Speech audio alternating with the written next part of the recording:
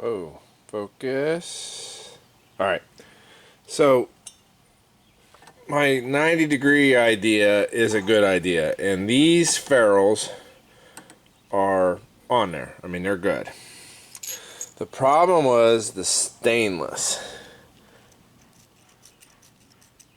I cranked on that sucker as tight as I can, and I can't get it to crimp down on that stainless. I talked to an HVAC buddy of mine. He said that these ferrules will not work with stainless steel. The stainless is too strong. It does not compress.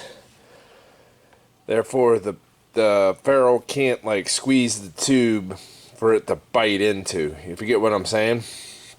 So I got some different tubing, but unfortunately I used all the 3/4 90s I have on this stuff, trying that to work, and I don't want to risk a leak and having to come back and fix it again later. So I'll just go ahead and I ordered new ones. We'll get them coming here eventually. But what I'm going to move on to is we're going to figure out our oil supply line. So this oil supply and oil drain. So this right here, somewhere in here, is the original oil supply, which not only will not reach, but is a totally different size, thread diameter, and whatnot else. So we're going to work on that. The return's going to be a little easier, although I think I may not use quite all of this. I'm trying to get down in here because stupid, I got too much stuff going on. Yeah, see, this will have to change, and of course this pipe won't reach anymore, but we're going to try to use some, oh, where'd it go? I don't know where I put stuff anymore. Oh, it's over there. We're going to use some AN line and see what we get all worked out. Okay, so hang tight and pay attention. Alright, I'm not 100% sure where I left off last, but I think I was still working on these and getting them right. And if I remember correctly, I had the stainless steel pipes in there that didn't work. Well, what ended up happening is these are some copper pipes. They look kind of hickish, but it's kind of also a copper heater core, so I mean, you'll get what you want. What I like about them though is they do allow me to get my 90 degrees out. That does look almost like should be a factory hose. I had to use my hose clamps though because I kind of like them better. And then this one, when I unrolled it, it had this bend in it, and at first I was going to try to straighten it out, but then I thought, that actually gives it kind of a nice arc and almost points it directly at the water outlet where it needs to go. And everything should clear the exhaust. I just thought I'd give you a quick glance. The turbo and the exhaust manifold are mounted permanently for the first time for the last time. I say that because, you never know. All the lines are hooked up, including my supply and drain. The drain goes back down into there. I also went ahead and ran my ground cable. I actually flipped it from the way the other guy had it. I don't know how it is in a factory Jeep, but this side was longer than this side, but this side was hooked up to the firewall. And the other side, well, it originally went to the old Volkswagen engine that was in here. Because it was so much longer on the other side, I flipped them. Because, like, even though that still gives me some slack, I could tie most of it up. And then I could probably even run my negative battery cable on the other side and still have the positive on this side, even though it looked a little odd reaching over.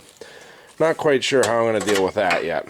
Like I said, some of this is figuring it out as you go. I did get the correct adapters to attach my oil feed line. That was a little tough. And then after I got everything hooked up, I realized all my wiring harness was still like down here. So I took and moved that all back up here. I relocated the ground.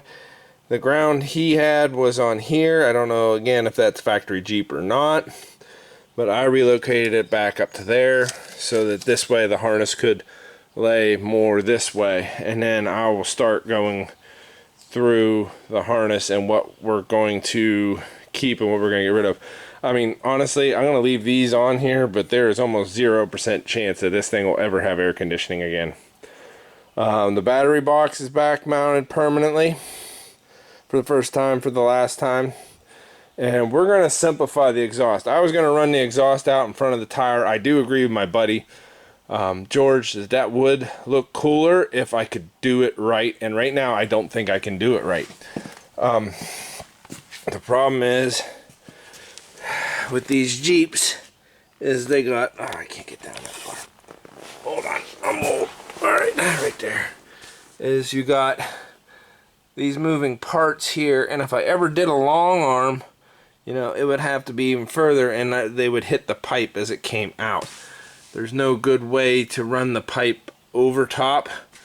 So we're probably going to take it out the back and just, I want to tuck it right behind that back tire, because I still do like seeing, you know, if we roll coal, I like seeing the smoke out of the mirrors. But we're moving along. I've been working on it pretty much every day this week after work. Notwithstanding today, I am going to have to figure out how this alternator gets wired up. It doesn't seem too complicated, but I've been surprised before. It looks like a standard one-wire alternator, but we'll figure that out. Yeah, my goal is hopefully to actually start this thing this weekend. I would like to start the engine in the Jeep for the first time this week, because that'll keep me motivated. If I can do it with the key, that'd be even better. Still have to figure out a throttle cable, and we'll have to hook this guy back up right here. Like I said, I'm going to use the, I think I might have mentioned this, I'm going to use the old coil wire, the ignition coil wire, and hook up our various sensors and figure out what to do with this welded screw nut thing. Oh, yeah, that's another thing I did. The original throttle return spring bracket was this piece of bent steel that was actually cracked the whole way through. He bent it over, I think, so it would provide more tension on the spring. So what I did was I just made a straight one that's a little taller that gives it, you know, tension on the spring. And it's got a pretty good snap to it, so it should work. To get it roadworthy, I'm going to have to hook up my power steering lines. I should have all those. I'm not going to get too carried away with that. And the vacuum lines. I have to hook up the vacuum brakes, as well as the vacuum to the heater. But we're moving right along. A couple good days without any major hiccups, and this thing might move under its own power again, and that'll be an exciting day. But right now I got gardens to water and other stuff to do, so we're gonna call it a night tonight. Okay, out. Alright, I'll admit it, I still have gardens to water and stuff, but I wanted to see how everything fit with the exhaust, just to make sure, even though I was pretty sure that it wasn't going to interfere with anything, and to make sure it does not interfere with anything. And yeah, it really doesn't. I'm actually pretty tickled with that. We got plenty of air gap there thanks to our dent. Probably didn't have to dent it as much as I did, but better a little bit more than not enough. We got plenty of air gap around that copper pipe, and all my other wiring and hoses is well forward of any exhaust. So happy days. So I think the other day we finished up pretty much this side. So last night I moved on.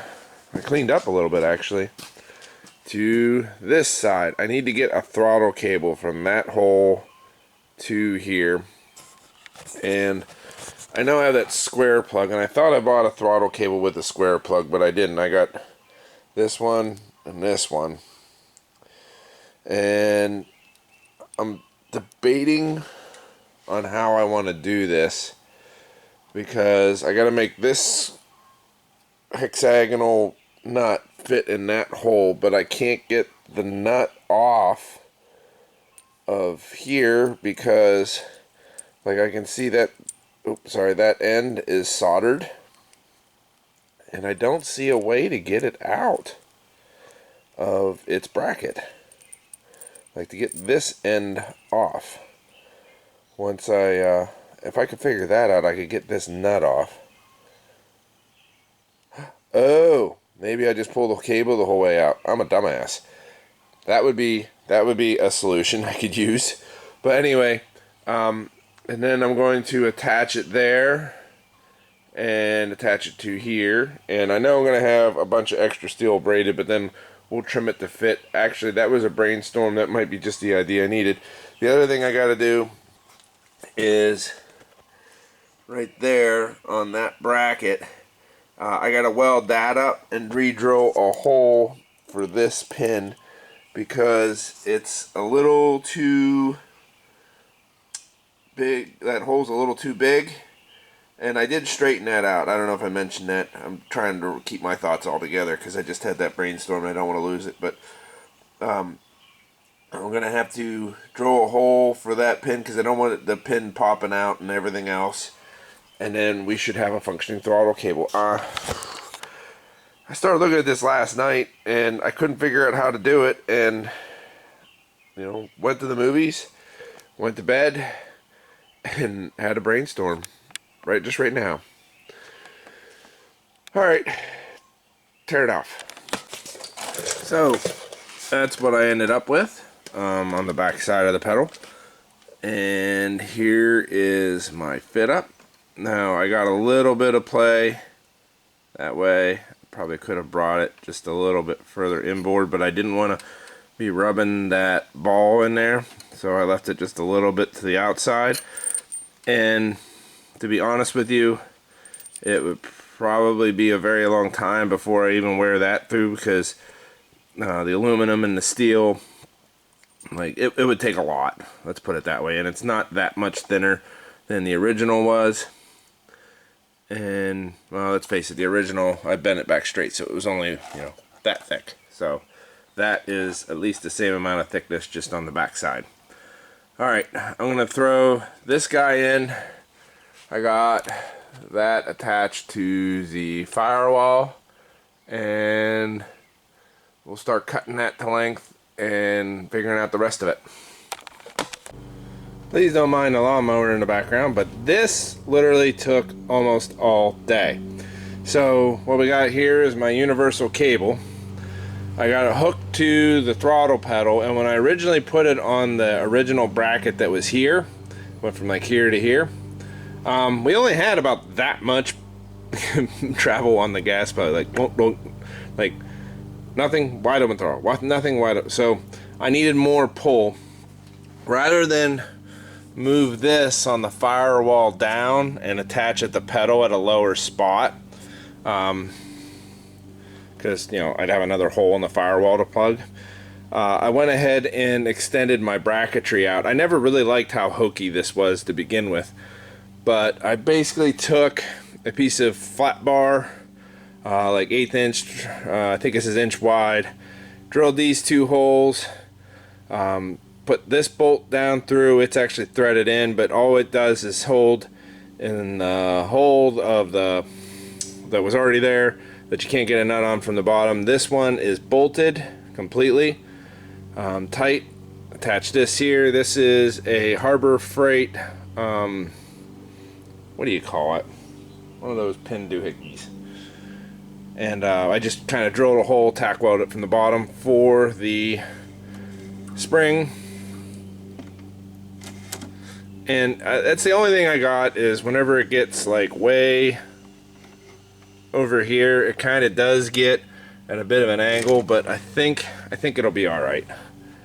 And if it isn't all right, well, I'll adjust it a little bit. But realistically, all I would have to do to correct this would be to, you know, take that bracket and just give it a little kink, and then that'll put everything back straight. But I think it's pretty good. I also, without fanfare, connected my first wire, even though I'll probably have to disconnect it. My son was in here. We officially have a coolant temperature sensor, even though we have no radiator, core support, coolant, anything like that. So it's kind of late in the day. I don't feel like getting anything too technical, so we're going to go back to finishing the exhaust. Like I said, my initial idea, and the way my son thinks would be coolest, is to come out right here. But the problem is you have those control arms that go up and down, so we're actually going to bring it out back here. I do like having it on this side though. I like the idea of being able to look in the mirror and see my tailpipe with the smoke going. But okay, back to work. So, didn't get it started this weekend. Still hopeful for next weekend though. Started laying the wiring out. I know it looks like a big jumble mess, but that's also why this fender is back on. Oop, let me zoom back up. This fender's back on is because, well, this has to live somewhere, and we need to start figuring out where everything's going to go. No big surprises there. I left the other side off because it may not seem like much, but I still got to hook up my power steering and my vacuum ports and all that stuff. Still pretty tickled with how this thing turned out, even though, like I said, it pulls a little bit crooked there, but we'll address that as we go. But if I can grab a light real quick, I'll show you. I finished the exhaust. At least it's as finished as this guy's gonna make it.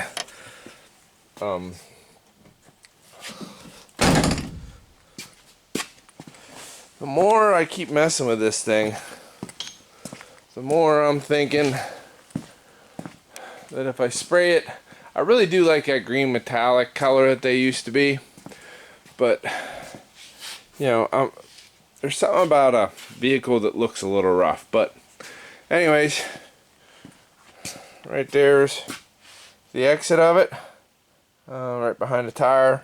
I do like being able to look out the mirror and seeing the smoke roll. I wanted to leave a little bit of room in case I ever do get a little bit of bigger tire. Of course, then I'd have to need a little bit more lift. I don't know. It's what I did. We'll just leave it at that.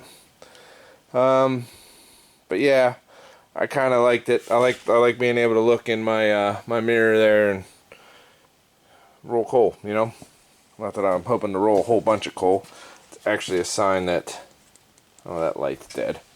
That's actually a sign that you're not burning correctly. You know, unburnt fuel turns into black smoke, and unburnt fuel is, well, wasted energy. Sorry, I'm rambling. I might edit this out. We'll find out later. Is that sucker charging? Yep, it's charging. Good, good. Speaking of charging, the battery's about dead. Now, this is the first time I ever completely fabricated an exhaust. Completely. But as you can see there, we got up and over the axle, back down through here. This is where the muffler would have lived, so I had to get it over. And we go up through there. It's pretty much a straight shot back through here. I did paint it all black because it was just bare steel. And it's a mixture of, like, this up here is actually exhaust header paint. This is more of an engine paint. I don't know. I know the exhaust ain't going to actually get cool, but it should get cooler as it goes back. Reused one hanger here and cut off the other one because, well, it just wasn't going to work out. You know what I mean? But yeah, you can brutalize me if you want to. But quite frankly, I don't care because, well, I think that's pretty cool in itself. If I had it to do over again, I would get a 2.5 inch Jeep exhaust and skip most of this fabrication bull crap. But I did learn a newfound respect for those that do this for a living. Let's see what we get into next. Oh, and I'm starting to plan out my intercooler too. I'll have to figure that out here shortly. That'll be fun. Alright, done. So out of things I just discovered, there is also a pin on the clocking of the cold side of the turbo. So I'll have to take that one off too. And yeah, I'll help Mr. Die Grinder with make short work of that. So now to fit the intercooler. Most of the YouTubers, people I saw, take out this V-brace and they sink the intercooler in, which I'm not 100% against doing. They do have some nice pockets right here and right here that may work to our advantage if we murderify this, and then we can leave the radiator stock. If not, my plan is to mount the intercooler behind this where the radiator normally would have mounted, and then mount the radiator to some brackets even further behind. But that's a little bit more fabrication. So let's take this V out and then see how the intercooler itself that I picked fit. Typically you would like to go with as big of an intercooler as possible. However, a couple limiting factors. One of the limiting factors is this is a 2.5 inch. So, and then this is a 2 inch. This is the biggest restriction right now. So at the very end I have one 2-inch pipe. Elbow that I will be using, and it's probably going to come like straightforward like such. Everything else is 2.5 inch. Why? Because it's not going to get any better. Going from a 2.5 inch to a 3 inch back to a 2 inch is not going to increase your flow really at all. If anything, it's going to stay the same because you're only going to flow so much volume of air through a restricted fitting. It increases pressure but doesn't increase volume, and for what we're looking to do we want a lot of volume. But anyway, I'm going to take that bracket out and we'll see where we end up. So after much deductive reasoning, I have determined that this will not fit into there, which is sad, but only reverts me back to plan A, which is we're going to get this all set back. I have approximately 14 inches from this face, which is the back of the radiator core, to basically the front of the alternator. So I can even set it back 6 inches and still have enough room for, I'm hoping, the radiator over there, which is the best quality cheap Chinese radiator I could find. So what we're going to do is we're going to go back to plan A and build some sort of standoff and see what we can come up with. This might require some sheet metal and a run to the hardware store. Sorry, excuse me. But yeah, that's kind of where I'm at. It's not a bad place, it's just not where I wanted to be. But we'll get there. Alright, see you in a bit. Alright, so here is what I came up with. We're going to try to combine some of this extruded industrial type steel into a bracket to hold both the intercooler and the radiator back. I'm already sensing some other collisions, which we may or may not deal with yet. This pass-through for the lighting.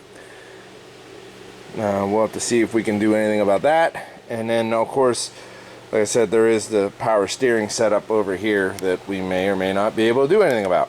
But let's see what we can come up with. So we're going to call this version 1.0.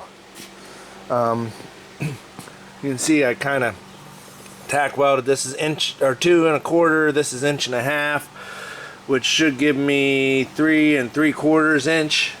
I know that's extreme considering my intercooler is only 2.5 inch, but I figure I could start big and then narrow it down, and then worst come to worst, I'll cut those tacks and chop some 1.5 inches up. But let's see about what this looks like. So here's the visual. I still think I have clearance for my fan. I'll double check that measurement here in a minute, because I already have my radiator mocked up. This is the old radiator, no sense ruining the good one.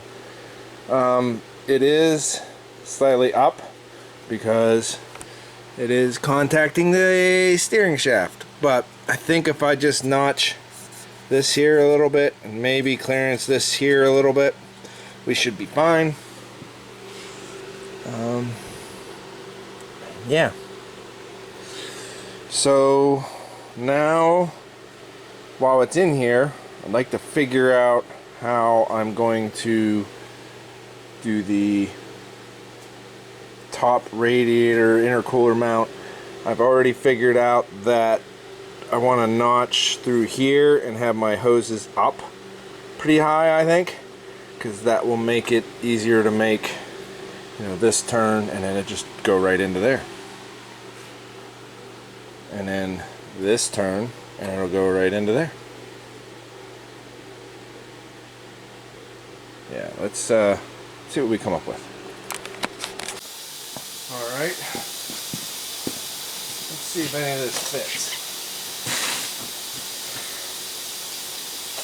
If I did my math correct, should be able to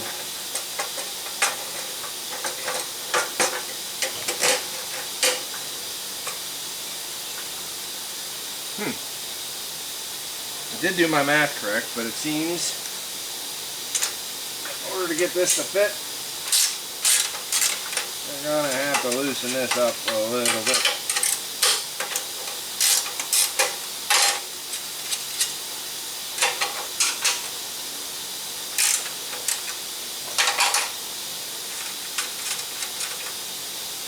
Oh, there we go. Dang it.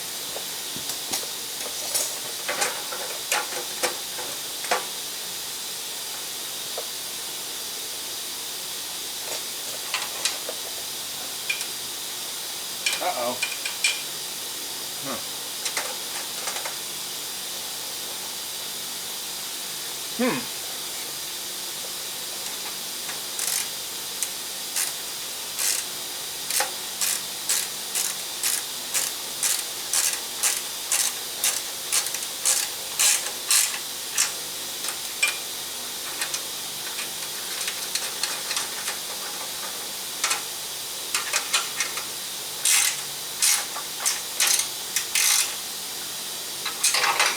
We should be able to go like this, tighten this one up,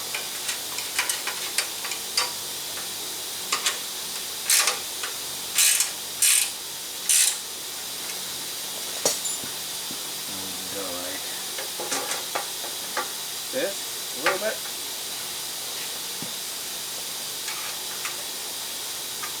Oh, that one's already tight, that's right.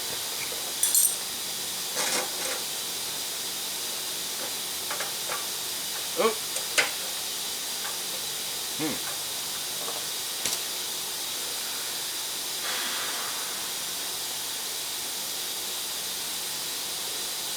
Alright, looks like I'm going to take all this apart and then fully weld these, and then I got to figure out what I'm going to do about a bracket. What can I do to make it work? Alright, so I'm going to be honest, it's kind of hackish, but I got my brackets on the bottom. Keep in mind, still a mock-up grill, mock-up radiator. The only thing that's real is the brackets in the intercooler. And then if we flip it over, oh wait, I need both hands. Be right back. And there it is from the top. Like I said, I don't think it's too shabby. Yeah, it's kind of homemade, but doesn't look super homemade. Alright, take it apart, paint it. So last weekend we worked on getting the intercooler and everything fitted up. And that's all well and good. And my initial plan today was to go ahead, fit the radiator and this other fender up. Finish plumbing my, clutch and all that good stuff. But today's a special day. It's my boy's birthday. And I think I'm gonna make this thing spitfire. Like, it's gonna be my goal. Okay, let's go. So, picking up somebody else's project can be quite tedious because, you know, you don't really know why some stuff has been done. I did go through and label a lot of this. This is my oxygen sensor. I don't need it anymore. So, it's gonna get mostly eliminated. What I mean by mostly eliminated is I'm going to go ahead and clip off these wires at some point that's convenient. And then I take, oh, where did I put it? I take some, oh, where did I put it? I did just have it in my hand. I did just use it. What did I do with it? Liquid tape is what it is. Oh, yeah, it's over there. I take some liquid tape and I put it over the ends, and then eventually I'll go back and eliminate the whole wire. So a good example of that is right here. This is a wire for the air conditioning, which I'm not going to use, so therefore it is eliminated. Later on, if it really bothers me, I'll come back through and I'll just eliminate the whole wire. But you find stuff like this is a crank position sensor that I need to run my crank position, and it unfortunately, like, it's had its power supply cut. So what I did was I chased back and I found out that a lot of my power supplies had been cut for a lot of my sensors. I don't know if he just didn't plan on using them. So I've been slowly reconstructing it. Like teeing in right here, this is a coolant temperature sensor. It is teed in back air, but we'll keep going. If this is a battery positive and ground, I might end up using that to supply initial voltage to the alternator, but that actually will be probably for future. Right now my concentration is on vroom vroom, you know what I mean? Alright, let's get back to tedious work. Alright, for right now, I think we're done for this moment. This is not final. This is just, let's see what it does when we turn the key. Kind of good. Like I said, I don't have anything where it's going to live forever. Well, it's close to where it's going to live forever. These wires are probably going to go right here. It'll probably be like more like that, and semi-loomed.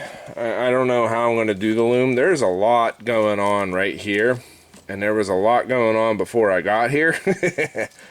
You know, but I got all the wires that I don't think I need kind of pulled out over here in case I do need them. This will eventually tuck away down in there. And then, like I said, I have this undescript battery ground. If that's a keyed 12 volt hot, it's probably going to go right to the alternator. And wire my alternator in to here.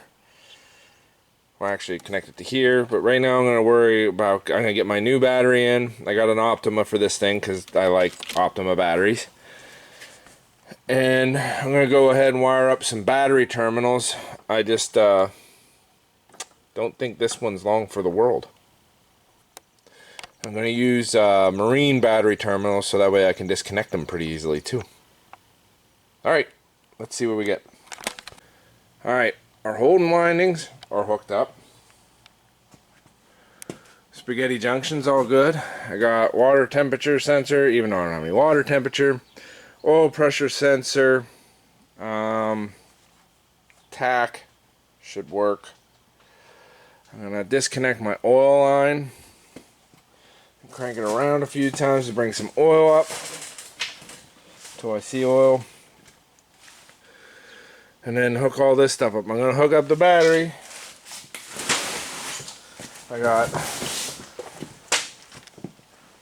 And I know there's no trigger. I know I don't have the trigger wire hooked up, but here's my trigger, or here's my output from the alternator going to a 200 amp block that is connected to here, that is connected to here. This provides main power to everything. Power to the starters coming from here, ground to the block here, ground to the engine frame is here. That is just miscellaneous, whatever. Alright, nice and easy. We're gonna see if we let the smoke out. Oop, I heard stuff.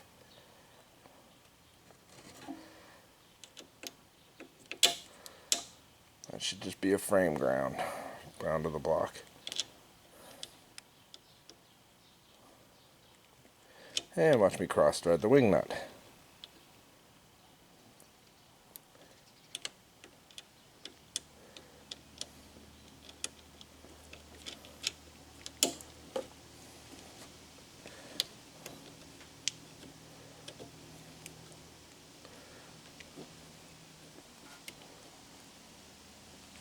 Alright, I believe I'm missing the starter relay. I don't remember which one it was. I'll have to look that up. But let's bask in this for a minute before we ruin stuff. So I thought that the coil wire, which is what this is, provided voltage, which either I got stuff really messed up or no, it doesn't. We might have to adjust some things. Let's adjust. So, we're not going to get this thing to spark off today, but I wouldn't call it a failure because I did learn. First off, I did learn that this must control grounds. It doesn't control any power. I thought I could steal the coil wire out of it, the wire label for the coil, run it over, and then have my ignition hot. Figuring when you turn the key on it would go hot. It doesn't. This is always hot. Everything here is always hot with the exception of the starter. This has no power. None of these other ones have any power, but all these fuses are lit up like a Christmas tree. Everything's good to go. So that led me to think there's no key switched power out here. Everything out here is just hot. It's just waiting to go all the time. So that means all my key switch power must be in here. And you got to remember, I picked up a project that was already started, and I don't know if you can quite see, but he's got this power wire connected to that blue wire. Well, I checked this, and I don't know if I could do it with one hand. Let's see. Got my power probe here, and if I turn this key, boom. It's key switch power, 12.4 volts.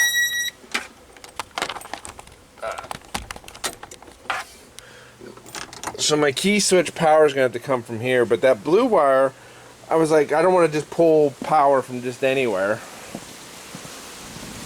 But what I did find, reviewing the schematics, is right here.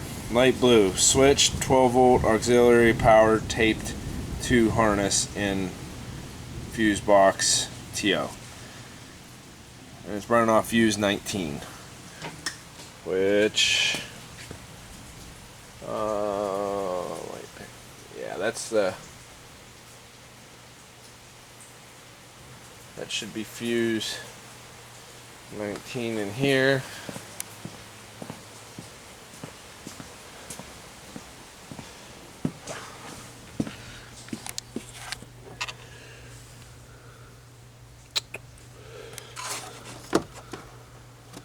Which is this one, which is the switch power hot. So right now I should have nothing. Turn the key to on. Bam. So that means that if I pull that fuse, sorry, I got tools everywhere, I should lose power here.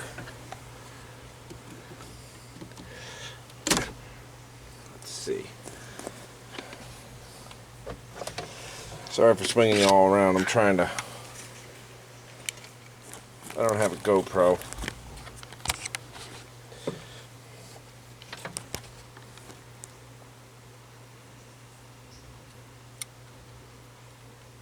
Nope, nothing. If I shove that fuse back in.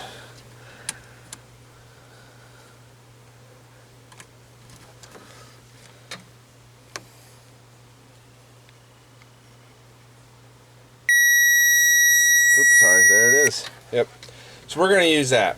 Means I'm going to have to run a wire back out, which isn't too much of a problem, just not what I was prepared to do today.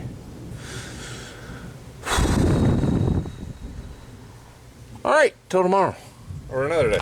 So, I'm going to give this video a little bit of a better ending. I did play with it a little bit more last night. Just mostly figuring out, yeah, the face is back in it because I wanted to make this live. What I'm going to do, you see that green wire, I'm going to run the green wire over to here. And that's going to be my key trigger for a couple of these relays. One's going to go right to here, like kabow, for the alternator. One's going to go over here, be the trigger for the pulling windings, and the other one's going to trigger the fan power. And I thought that was better than trying to figure out how to, well, it would be definitely better than trying to figure out how to run everything off of, you know, this one circuit, the blue wire circuit. But we're definitely going to use it. There's no doubt in my mind. I just got to get everything run, figure it out and finalize. And what'll be nice is I'll just daisy chain it. So you'll have that green wire will come over into here and it'll go bloop, bloop, bloop, and then it'll pull on a couple of these relays. So the only thing that 20 amp fuse is going to power is these relays, and then these relays are going to power everything else. And then if I need to add one, I just bloop another one over. I actually thought about putting in, and I might still just put in a bus bar, like right here. You know, just have one and then everything else feeding off it. I might do that. I'll have to see what options are out there. But the other thing I'm running into is the coolant hoses. And I get those figured out while I have this all mocked up in here. Like I said, this is not the grill I'm going to use. I have a better one over there. And while I'm running things through the firewall, I got to mount an EGT, which is going to be a little bit complicated. If I would have been thinking, I would have drilled and tapped for that already. I think I'm going to put it right in this block. The other one that I'm going to have to do is a boost gauge, which it's going to go in one of these two ports, probably this one, but one of these two. And then it's going to go back and through the firewall as well. So might as well get all that run through the firewall while I have it. I have a glow shift EGT boost gauge. It's a combination gauge, like a 2-inch. That'll be good. But yeah, we're gonna end that here before I pull all the rest of this apart. And I'm going on vacation. I need a week off. I need to reset my brain and figure out, you know, take a break. You pound at something too long and you start to mess up. So that's where this video is going to end. It's probably been ridiculously long, but yeah, making it work. All right, done, out. So on this wonderful day to skip work early, it's a Thursday. I jetted out a little early because, well, the weather's nice. Not a billion degrees, but that right there is what I came up with.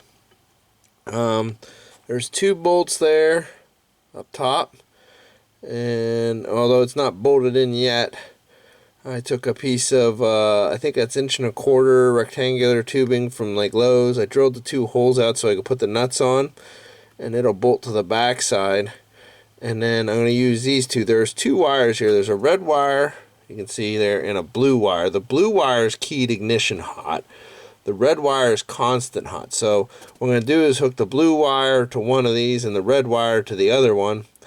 And that way, if I ever need to add any key switch accessories or constant hot accessories or run extra switches or whatever, I got some extra terminals I can use.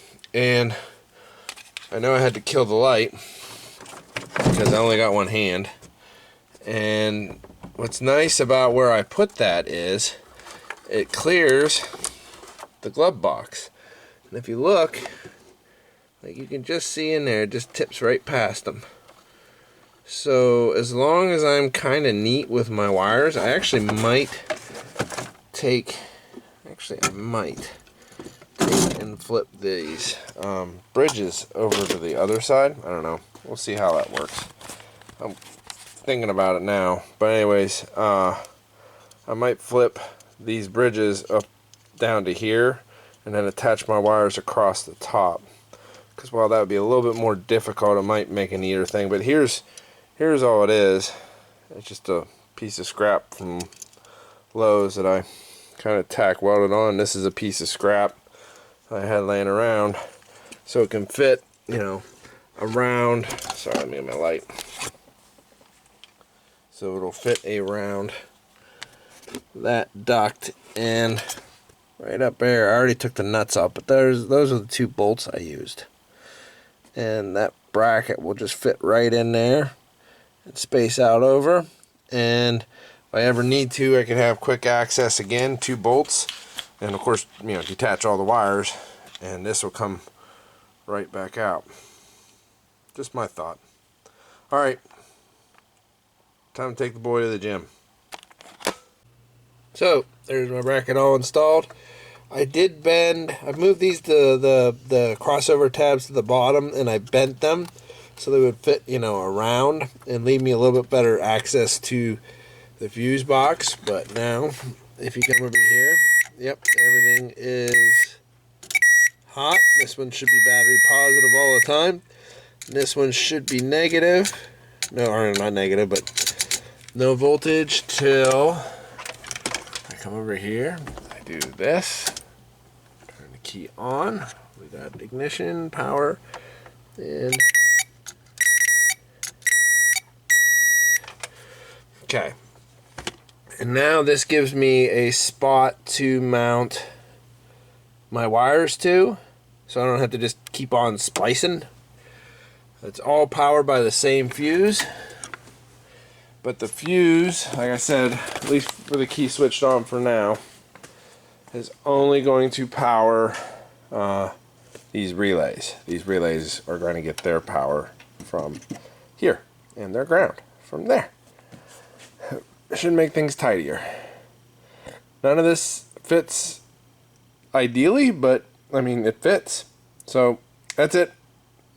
Shower. So once again, in things you don't know till you pick up somebody else's project, you find this.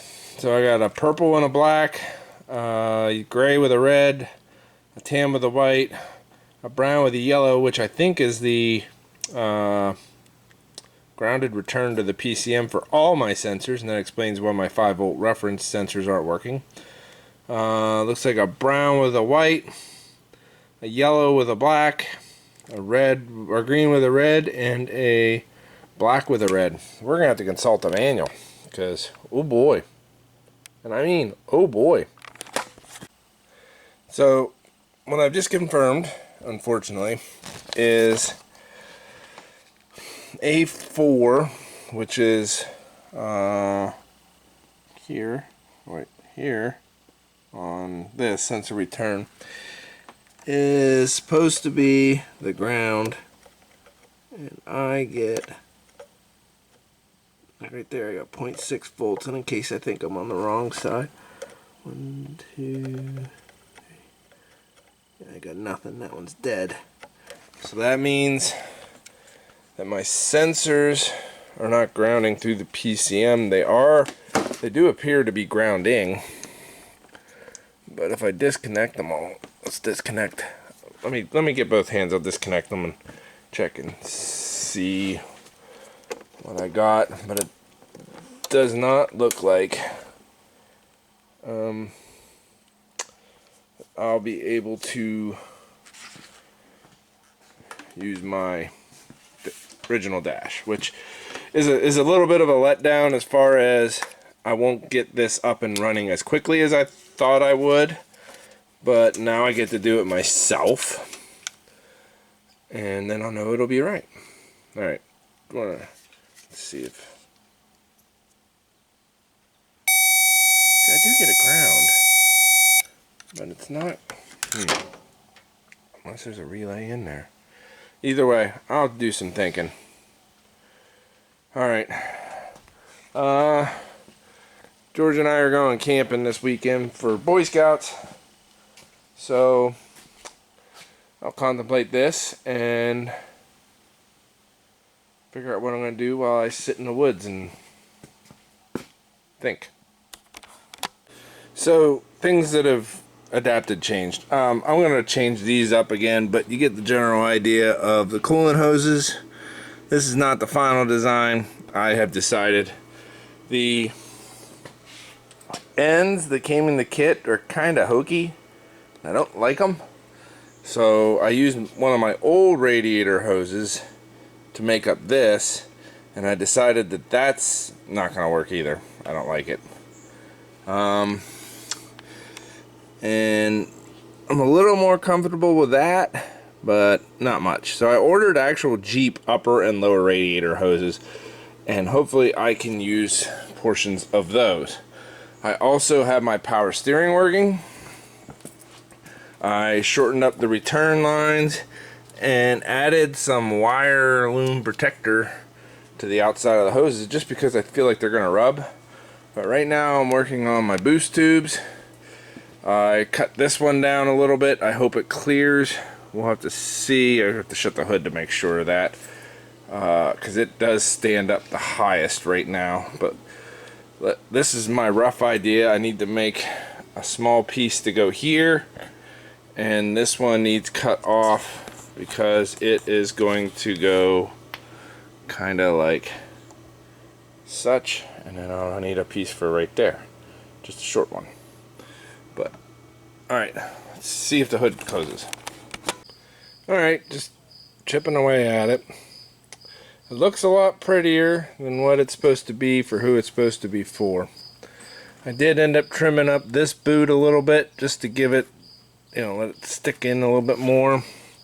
Kind of didn't think about where I was putting that. I didn't know this was going to come out so much. I could cut this boot down and move that in just a little bit, but I think I'm going to let it ride for now because I'm not sure if I'm going to keep this. There's only 2 circuits I need to run off of keyed power on, and I think a 20 amp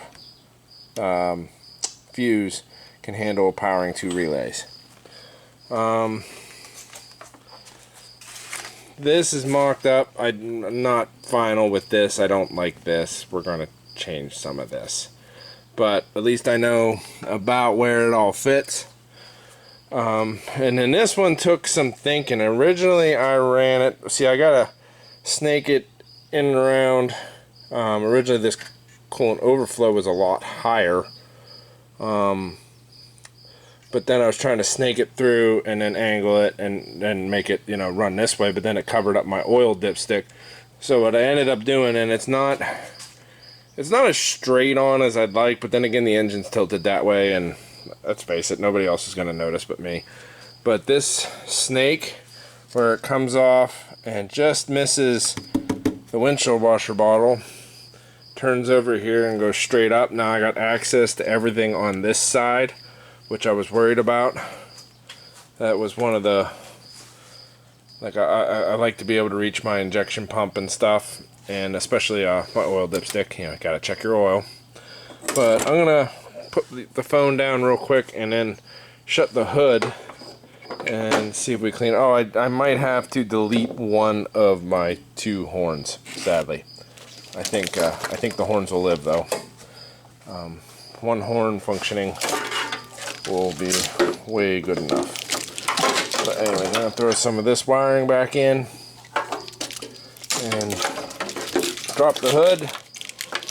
Make sure everything I did so far doesn't just crash into everything and cause major hiccups. Alright, see you in a minute. So I'm going to try and show you as best I can, but we're definitely not contacting.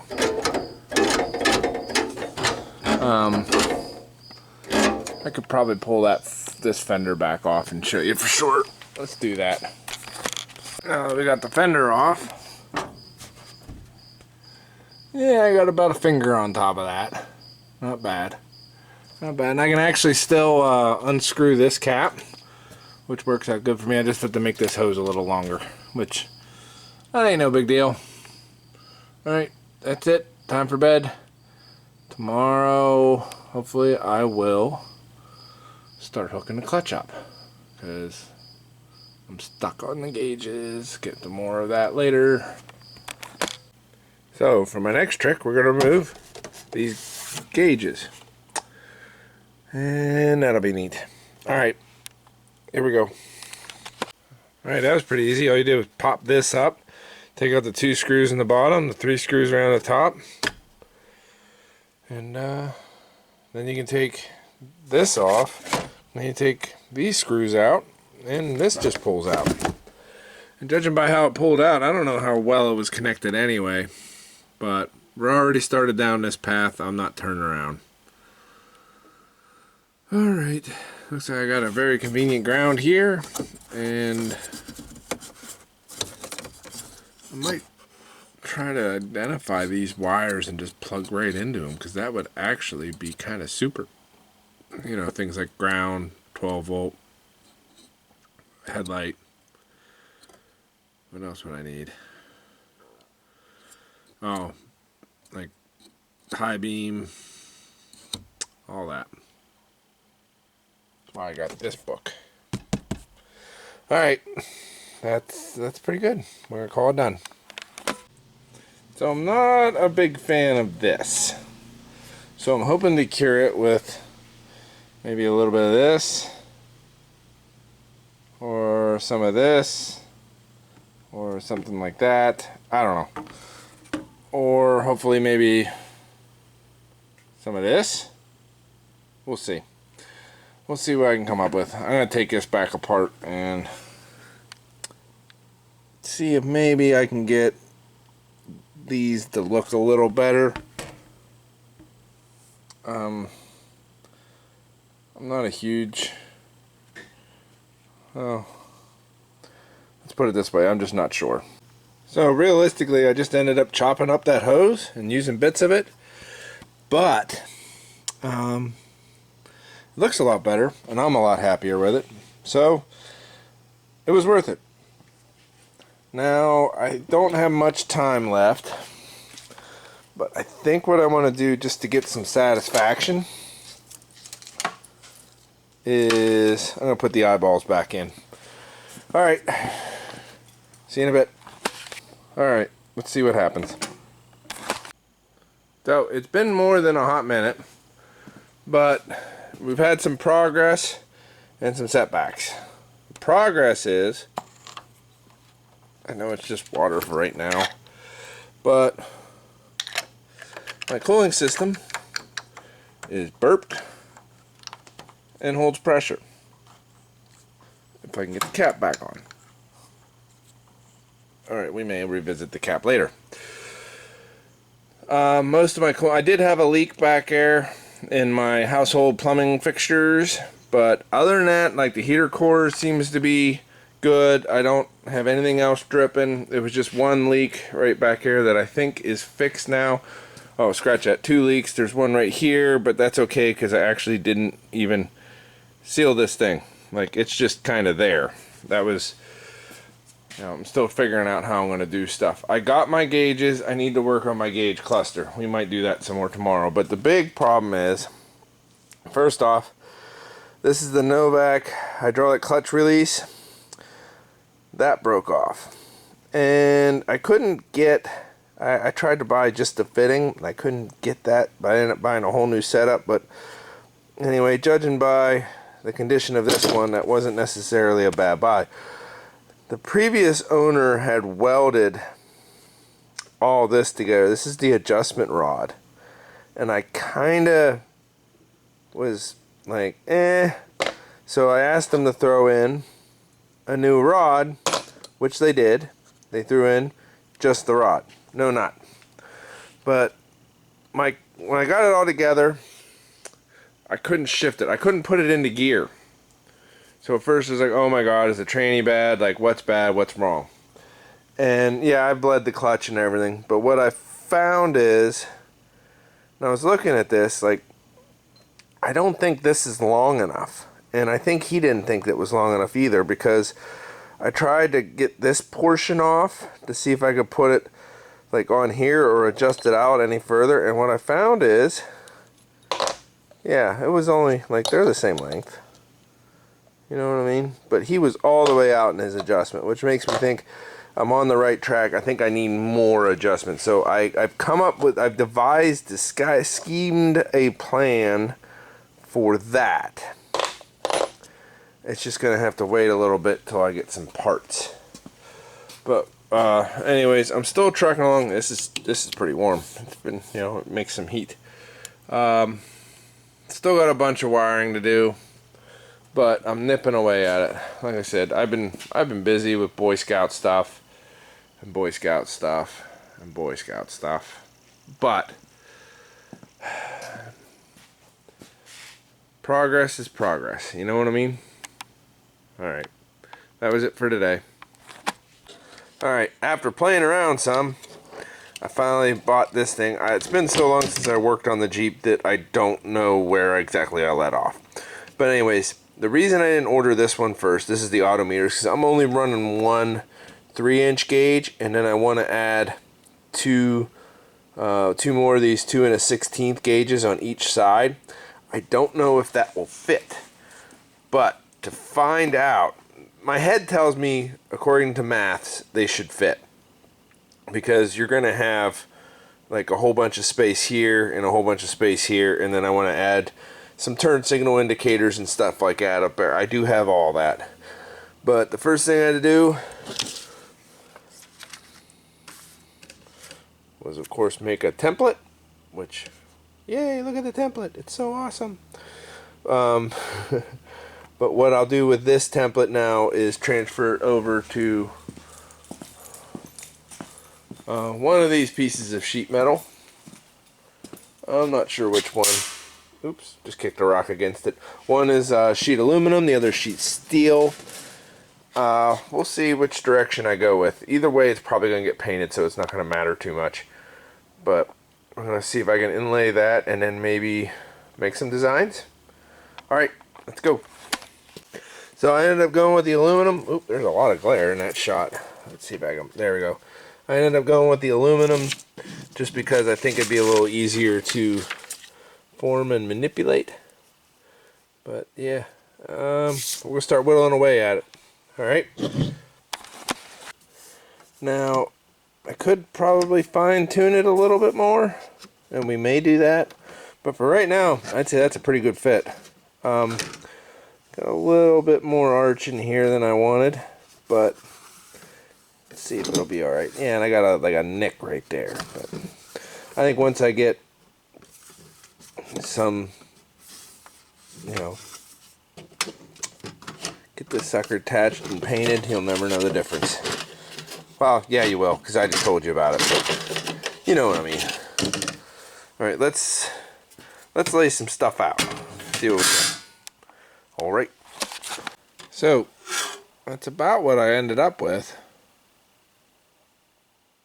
I kind of like it. I'm gonna put like turn signal, high beam, brake light, turn signal, and I might add a 4x4 light down here, down there.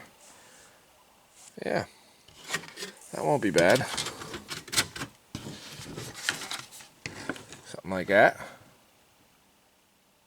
And again, like I said, it'll be painted. I'm not gonna polish this up. That'd be a little too much, I think. But I might add, I don't know, might not add anything. Might just send it. Yeah, I like it. It'll work good. Alright, shut her down. So, catastrophes. They happen. Number one, catastrophe. I thought this was a 3 3/8 gauge. These are 3 3/8 holes, but unfortunately, it don't fit.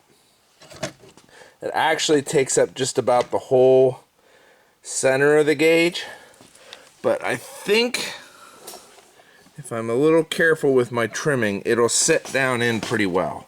I think we'll get away with it. This, however, is not working. It got way too thin on the ends. It just did.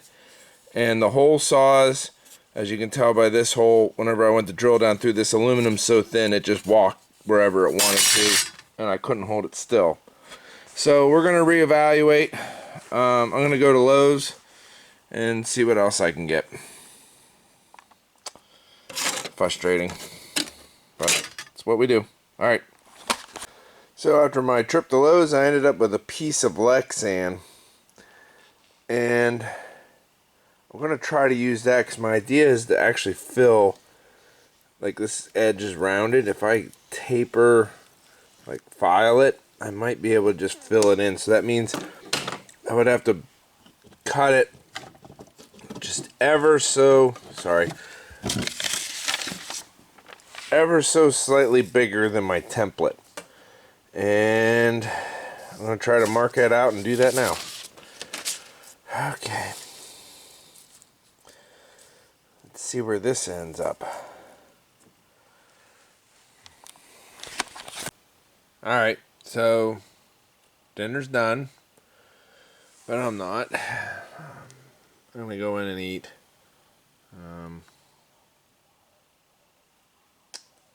Just really not sure what direction to go in. I keep trying these plastic pieces, but as you can see, it's not going to fit.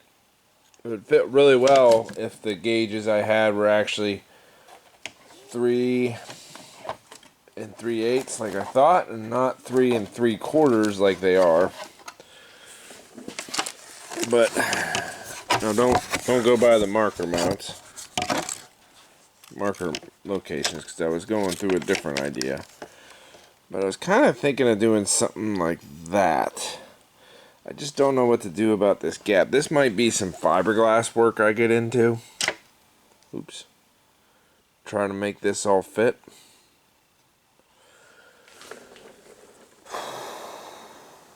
Because it would gain me a little bit of an edge the whole way around. We'll see. Pain in the ass. Alright, done. So what's kind of neat is I'm still trying to sort out the gauges, but my clutch never worked, and I think I know why. So sorry, I'm moving the camera too, but that is my throwout bearing right there up against the clutch fingers. I got finally found an excuse to buy myself one of these cameras. And this is about where the clutch rod is. So I don't want it touching, but I want it as close as possible. Or excuse me, the clutch fork. The problem is this adjuster is already maxed out, and well, honestly, it's roughly an inch too short. I don't know if you can see that. Let me show you. Sorry, I bumped the button, but you can see that it is way too short. It doesn't even come close. So my clutch doesn't work. I think that should be a relatively easy fix, because after contacting the company, which the company is called Novak, their solution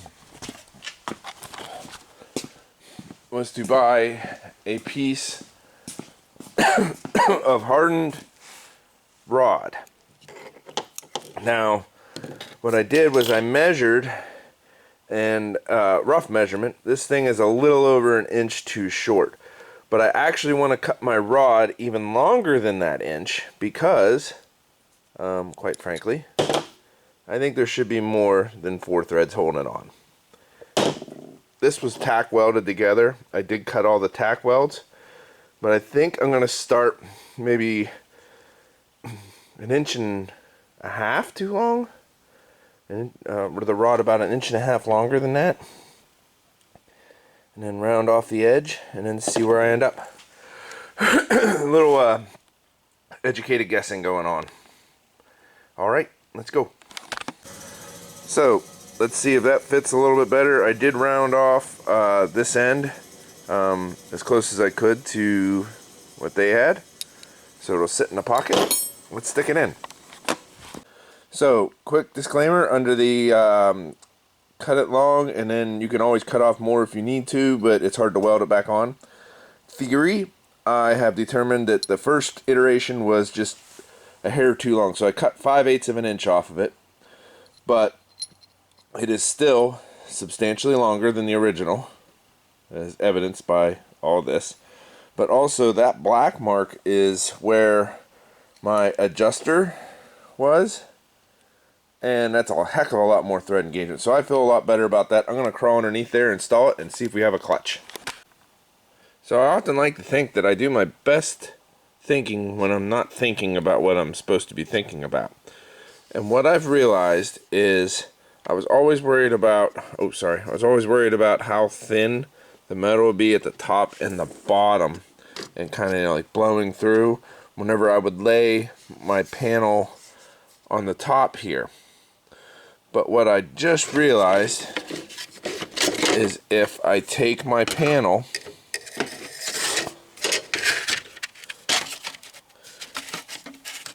trying to do this one-handed, it's not going to be perfect, but you get this idea, and I cut all of that middle portion out, I can actually make this a good bit wider and still have it fit, and that would keep this and this from being so thin and blowing out, and give me, a place to put it. And it also, it's very faint. I don't know if you can see it. There is a mold line in it.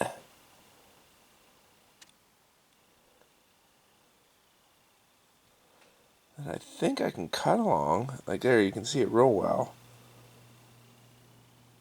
And then still give myself, some room for adhesive to bond two panels together. And I'm going to go back to using that plastic. All I'm going to do is, add a 1/4 inch to this. Or, yeah. And that'll give me enough, hopefully, where I could just lay it in. And even if not, I can whittle a little bit at it. And then I'll come through and I'll cut all of this center out. And that should be pretty good. You know, I might have to cheat it a little bit. This one here, this edge seems to be a little bit to the outside and the top side. Oh, maybe. Let me think on that. Yeah. I've been making this really too hard on myself for too long. Alright, I'm going to cut the center out of this, transfer those over to there, and see what we end up with. I am actually really tickled with how this turned out. It's not perfect. Doesn't have to be. I'm going to spend a little bit more time cleaning it up, but we're going to have turn signal, high beam. This one will probably be four-wheel drive, and that one will be the emergency brake. A couple undetermined gauges with the speedo in the center. I like that a lot. I really, really do. I think that's cool. I just hope the glue holds. But, you know, you never get anything done by not doing anything and sitting here, you know, guessing at what I'm going to do is not going to get it accomplished. I can what if it forever, but at a certain point, you just gotta commit. Here's the commitment. Alright, we got some, it was clear weld, quick setting epoxy. Supposed to fully cure in an hour. Probably let it sit for longer than that. But, yeah, I'm at that stage where I could keep playing with it, but I'll probably just end up messing it up if I do. So we're going to leave it alone at this point. Is it perfect? Abso-freaking-lutely not. But will it work? I think it'll be real slick. I think the only person who'll ever know that it's not perfect is, well, me and you. Mostly because I told you it's not perfect. I left the speedo gauge in there just so it, like, we're real close, both on the top and the bottom, and that will allow, if it did have to like push a little bit, it will. But you'll notice that the epoxy ends shortly before I get to it. I didn't put any epoxy in the very center. Number one, because, well, quite frankly, if the rest of it doesn't hold, I don't know what we're gonna do, but that little bit just isn't gonna make a difference. Let's hope this turns out. I'm going to go ahead and take a break, and then I'm going to jump into some wiring. Maybe clean up? Yeah, no. Yeah. Okay. Let's go. So, for today, I think we're pretty done. Paint's a little glossier than I'd hoped, but whatever. And I spent some time in here. You know, dimmer, BK LT. I forget what that is. BK LT, but key switch hot, battery positive, ground.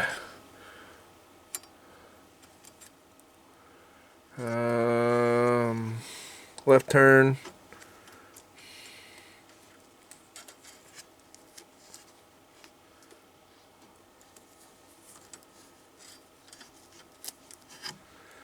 BH. Oh, handbrake. Handbrake. Brake light. Four-wheel drive. Light. Right turn. Ground. Got all labeled out. Got the wires chopped off that I don't need. I got to run one for the fuel gauge, fuel sense, up to here. And then I think I'm ready to start running all the sending units and assembling all of this, and then condensing it down into what I need and what I don't need. Oh boy. It's gonna be fun. Alright, I'm gonna go make dinner. Till tomorrow.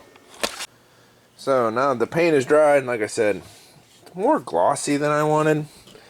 There's definitely more dirt in this paint than I wanted. I'm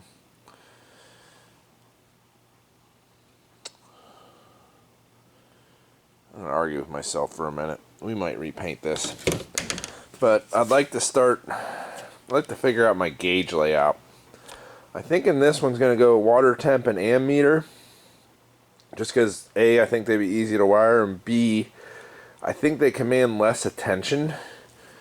And then we're gonna have like tack, boost, pyro, fuel, and oil pressure. I think that's what I want. Let's see how that looks.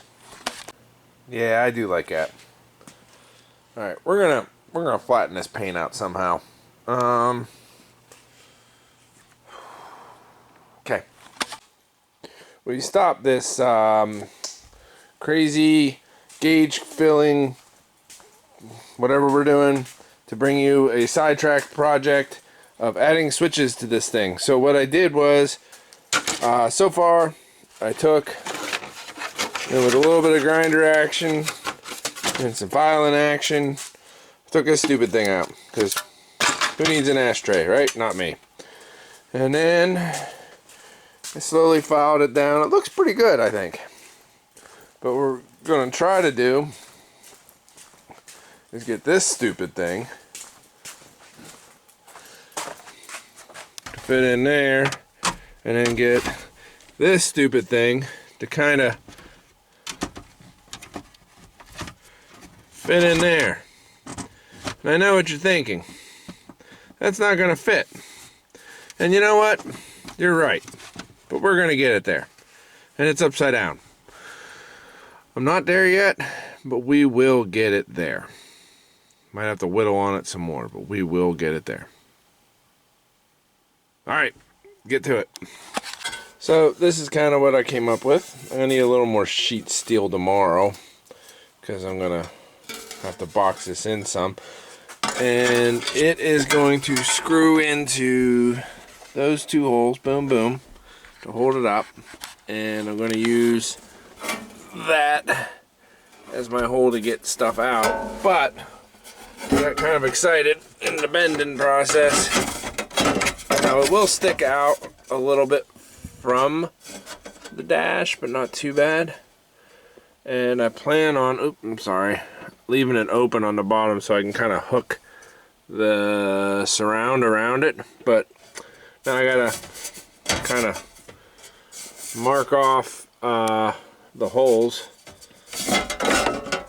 after I've already, there we go, that's perfect, that's how it's supposed to go. So it fits kind of flush up here, and it's going to go in a little bit here, and it might get some trimming at the bottom, but I'm going to leave the bottom open for two reasons. Number one is so I get the screw holes in and out, and number two is so I can fit this guy around it if I have to.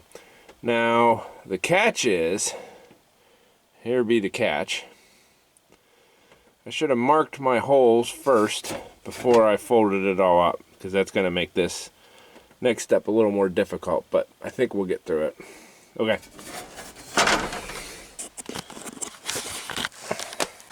So, if you're going to follow in my footsteps, do yourself a favor. Before you make this bend, go ahead and mark out your holes. So what I did was I took and put these two screws back into this bracket. I had to hack it up to get it to fit right. And that helped me locate those two screw holes, which are the ones that are pretty much going to be supporting this. If it needs it, I'll add some sort of a tab with these two back into it. But for right now, I'm going to call that good. Like I said, this is just a switch panel. I don't think it's going to go anywhere, but it is going to have sides on it.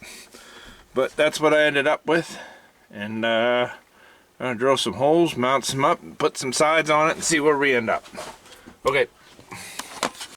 So welding the sides on. Didn't go as well as I thought, but hey, a little Bondo can make you an excellent welder. It's not going anywhere, it just isn't pretty. So we'll just go with this. Alright, I'm gonna splash some color on it, and then I got an emergency at one of my apartments, and then I'll be back. So, to answer the question of where's the diesel Jeep been? Honestly, right there. It hasn't moved. Why has it not moved? Well, because I've been busy doing scout stuff, and Christmas and the holidays and skiing and everything else. Believe it or not, my winters are my busiest time of year. We had a polar vortex that came through that affected my other business, my side hustle, know what I mean? But we're going to get right back into it. We're going to get back into the wiring. We're going to put that fender on, and we're going to drive this sucker, and it's not going to be long. So stick around. We'll see where we end up. Alright, bye. So, filing under the work smarter, not harder type mentality, I brought all the stereo wiring into the coffee table next to my son's 3D prints, the TV, and the laptop. Instead of dragging the laptop out there or printing it out or whatever, and then sitting in the cold, I can sit by the fire and do some wiring. Alright, let's see what we get when we're done. So, most of the wiring was pretty straightforward. What got confusing is there's reverse input, rear camera power output, and then there's these wires, sorry, I got them connected on the these wires on the coax cable between the two, between the camera and the head unit. What I think needs to happen is this wire on the inside of the controller will get wired into the rear camera power output. Ba-bam. And then connected to this other connector here, this DC 12 volt in, that this one can either be, so I might not be explaining it, but it can be wired, can be wired to the DC 12 volt in. Where is the end of that wire? Anyways, there's a positive and a negative ground on this wire somewhere.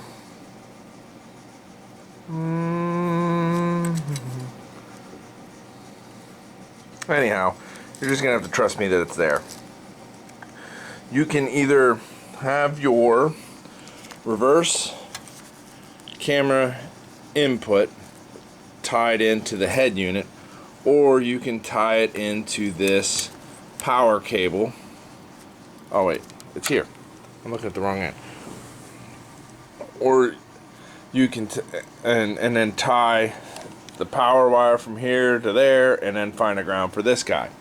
Or you can tie this directly into your tail light and then power the camera from your reverse light. Okay, like on the back end of your car. So each one has different things. So if you connect this guy, this power cable from here to here to the rear camera output power, whenever you hit the touch screen and turn the rear camera on, it'll come on. Okay? If you connect the reverse input inside the dash, whenever you put it in reverse, the camera will come on and it should show you what's behind you. So you can either turn it on with the head unit just by itself, if you just want to check out, like if you're hooking up a trailer and you're going to be backing up and pulling forward a bunch, you could do that.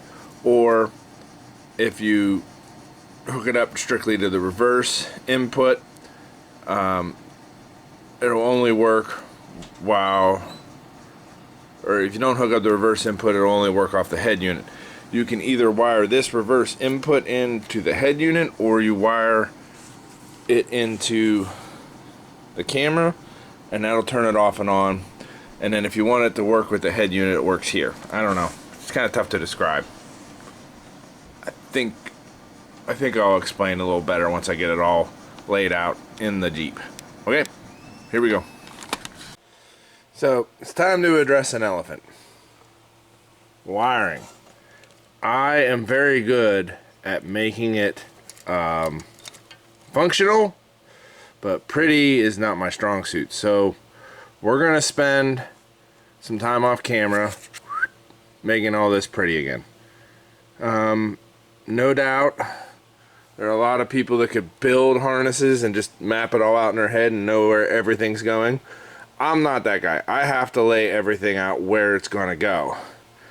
And sometimes my first inclination isn't always the best. Case in point is this wire here that runs down to there, that runs under the Jeep over to there, that I've just realized is a stupid idea.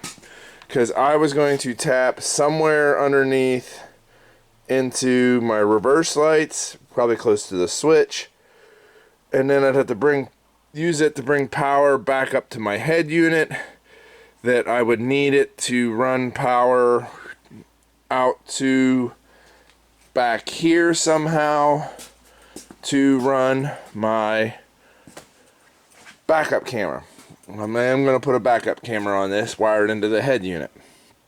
Why is that stupid? Because why would I run the wiring underneath the Jeep when, quite honestly, they didn't do that from the factory? That is a harness that is running up through the Jeep, inside the body, runs down, sorry if you can't see it, underneath here, over to there, and I can just easily take it over right to the dash. That would be the smartest thing to do.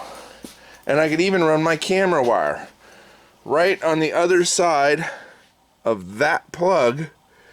Is this area where there's a reverse light that obviously gets power.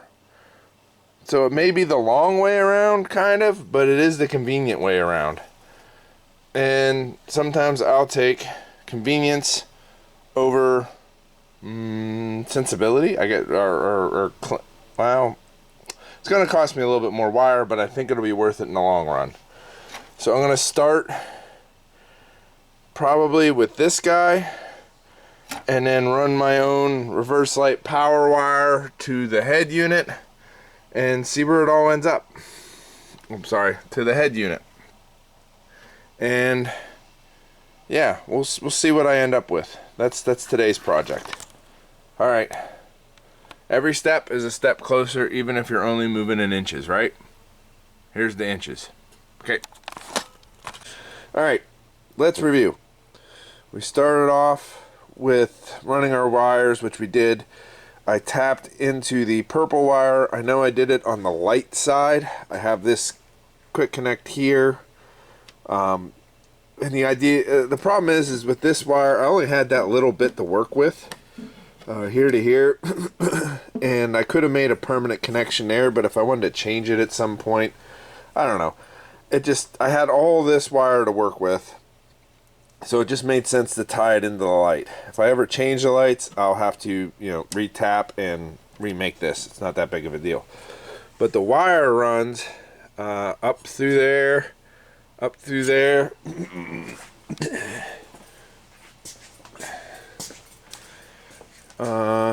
down here. There's, like I said, this. Wait, let me get the light on it.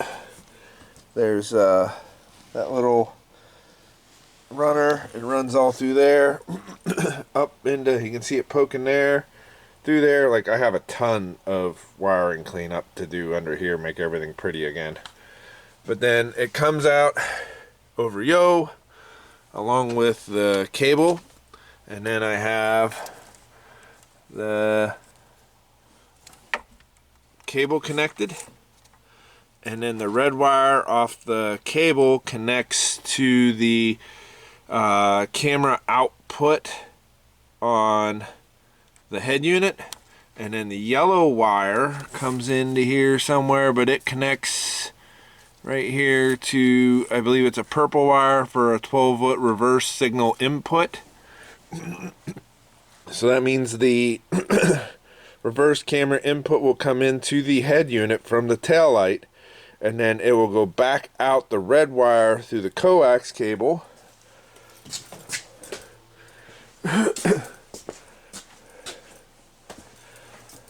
back to here, which has been soldered to the camera, which I'm not sure if I'm going to use that camera or not.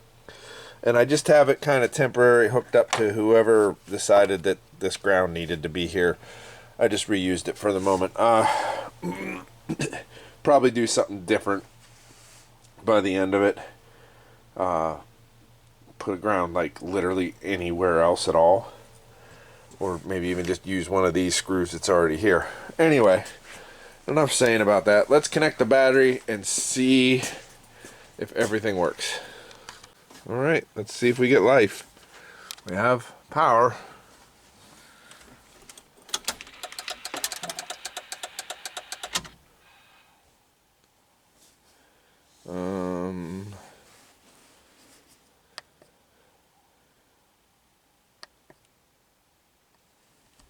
Home.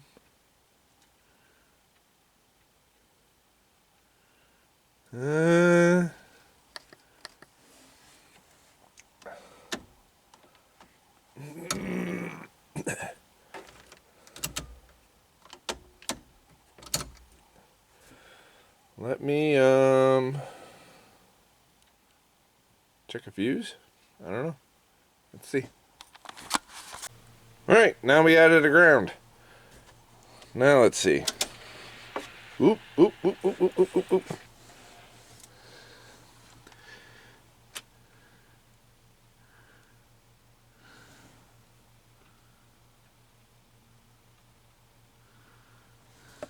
Not sure what all that means.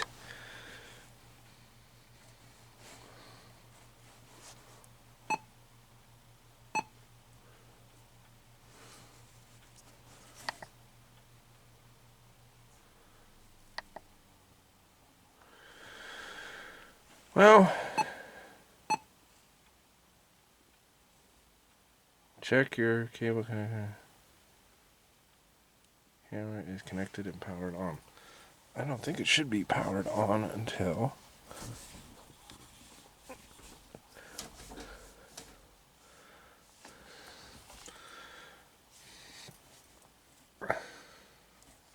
oh, there we go. I was in reverse, that's why.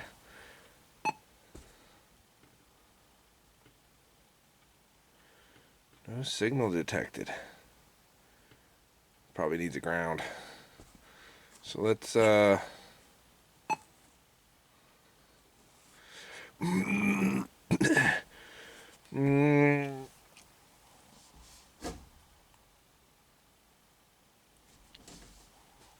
the power.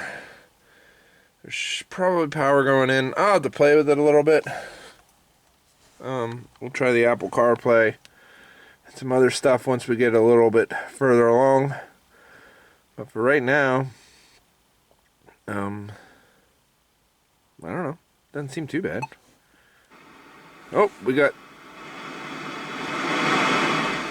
some stuff. Yeah, I know. I don't have the antenna plugged in, but let's play with it some. All right. Well, I got a road trip to get on. We're gonna go look at something. So there's the calling it a day, and we'll pick it back up tomorrow. Alright, I got it. It was a loose connection.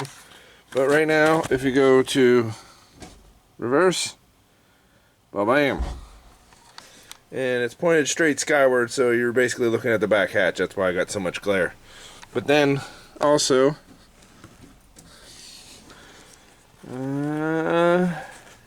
camera, bam. So you can just turn it on and leave it on. Awesome! I gotta brag to my son about this. Alright. Now for the real road trip. Gotta go. So, interesting fact. Not sure what the fact is. But I got my camera set up. And, you know, I was kind of putting stuff back together. I did develop and build. This is just an angle bracket, and I used some Tapcons. You can't see it there, but the wires are tucked into a grommet to the back side of the bumper. But what I found interesting is I never hooked up the ground, so it must be like a case ground type of unit. But do with that information what you will. But here, I'll give you a better look at it here in a moment. Let me pop this puppy back out of reverse. Oh wait, no, it wasn't in reverse. I have the camera on. Let's see if it works with that way. Home. Let's put it in reverse.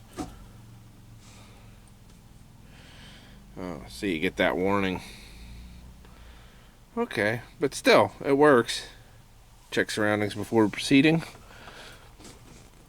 But anyways, just kind of going through, checking some stuff out.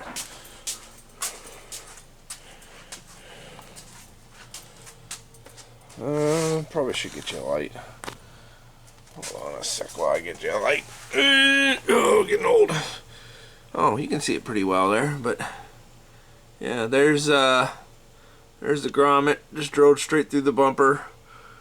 Got the screws on either side to hold it, 1/4 screws. Probably should put a washer on them, but we'll see. The reason I built this angle was because I figured loading and unloading and, you know, just bumping it in general would be not good. So I did that. I'll take all this, bundle it up, wrap it up real good, tuck it into the bumper here. I got some magnet clamps, I'll put that on. I didn't want to put it over here on the license plate because then it'd be off sides, and I didn't really care for that. But yeah, that's what we got going on. Now, remember earlier when I said that I don't make wiring very pretty?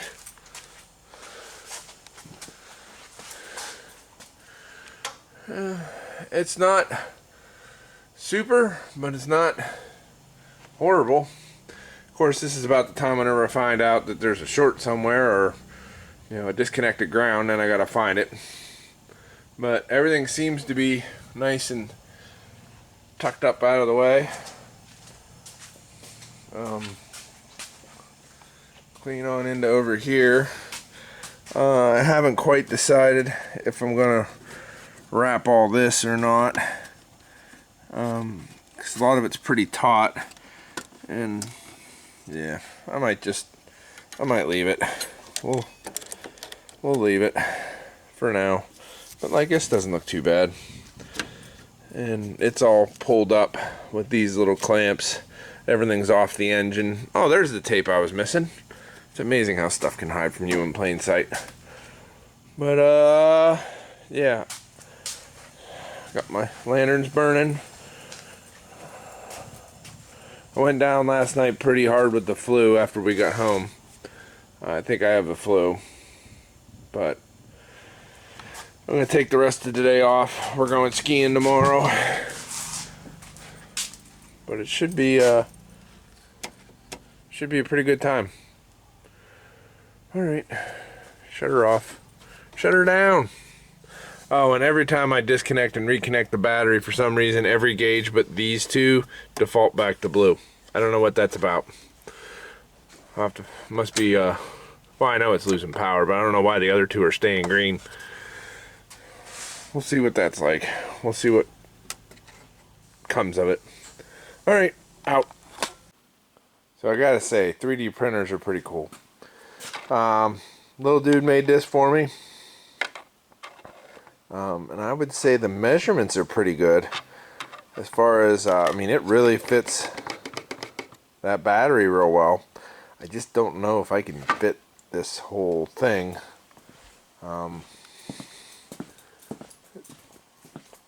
in under the dash, which is the plan. So I'm gonna dive in and see what I can figure out. Alright.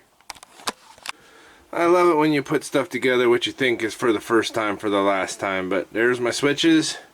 And in case I ever forget where I wrote it down, that is top is closest to the driver all the way to the bottom. Yes, I know.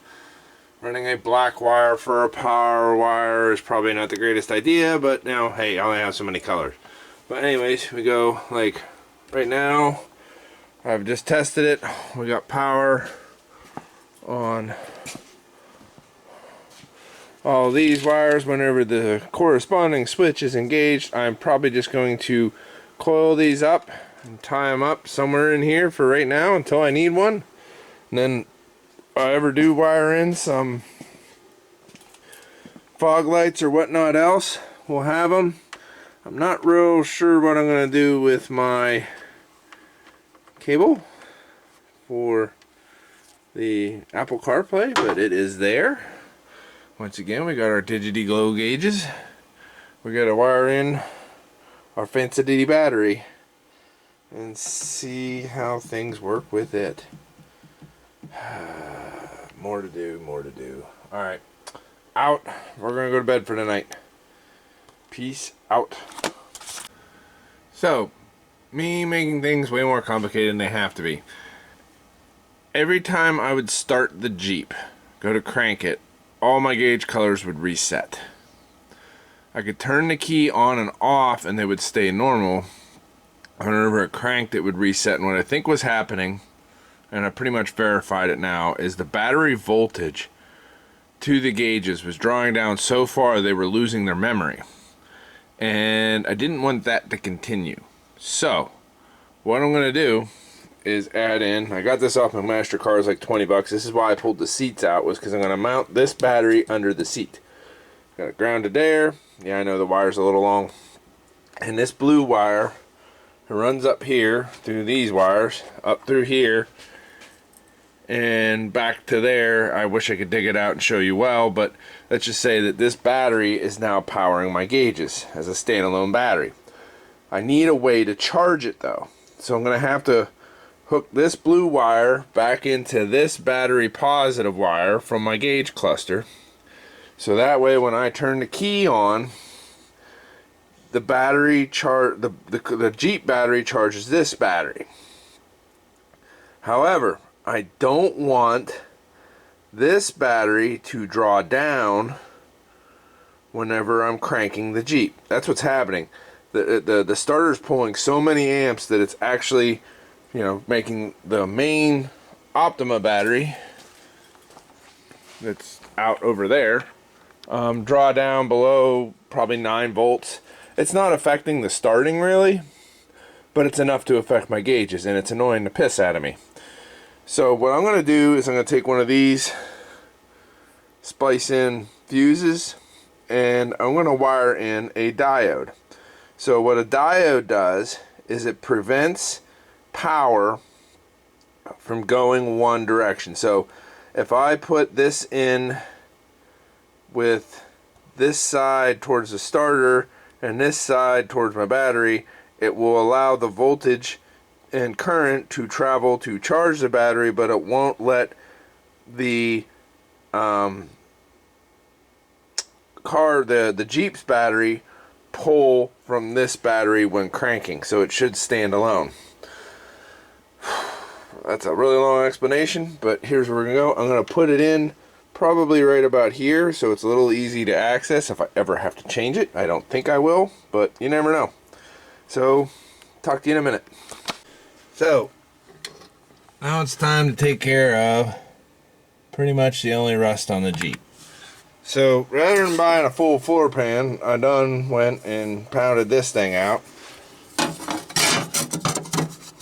It sits in there kind of like that.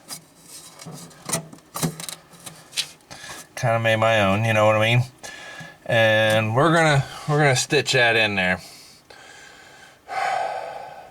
I argued myself a lot over this, but I think it's the best strategy. Not 100% sure if I'm going to fix this. I mean, it is kind of rusted, but at the same time,